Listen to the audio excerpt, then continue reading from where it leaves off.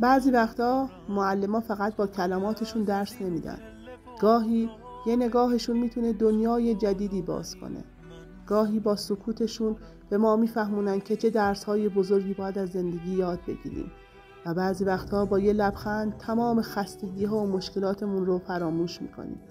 معلمان نه فقط علم بلکه انسانیت و زندگی رو به ما میآموزن و این چیزی نیست که با هیچ کلمه‌ای بشه وصفش کرد.